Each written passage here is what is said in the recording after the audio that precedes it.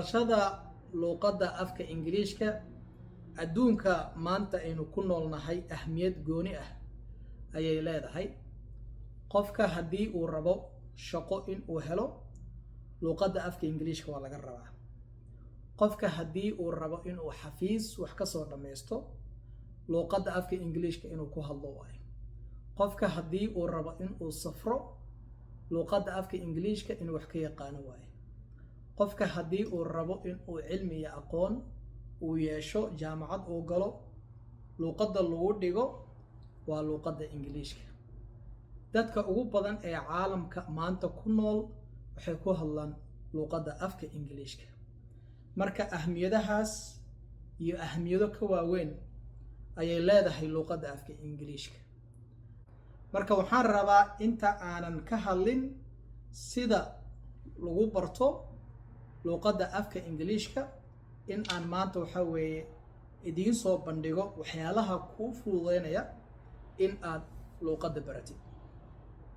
kow waxaa loo baahan yahay in aad haysatid qalin iyo buug.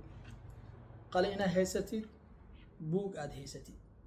labadan marka waxay kuu fududeynayaan in aad wax walbo markaas waxa weeye dhegahaaga ku soo dhaca, wax walbo aad maqashid ama aad aragtid, erayo cusub haddii aad maqashid, sentence cusub haddii aad dhegahaaga ay ku soo dhacaan, in aad qoratid markaas kadibna aad raadisid sida loo isticmaalay, sida fasirkeeda aad raadisid, qaamuuska aad soo qaadatid, shaqadaas aad qabatid ayaa loo baahan yahay.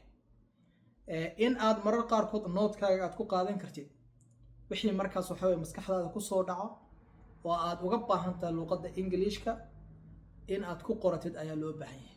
buug iyo qalinka wax badan ayuu kaa anfacayaa.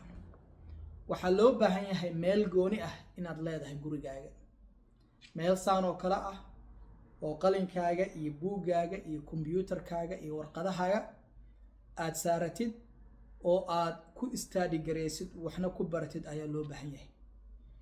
guriga marka haddii aadan ku haysan space noocaas ah waa in aad heli kartid meel banaanka ah oo aad fadhiisan kartid, ama coffee shop ama xafiis ama library ama jaamacad ama meel kale oo aad adigu heli kartid access u yeelan kartid ayaa loo baahan yahay.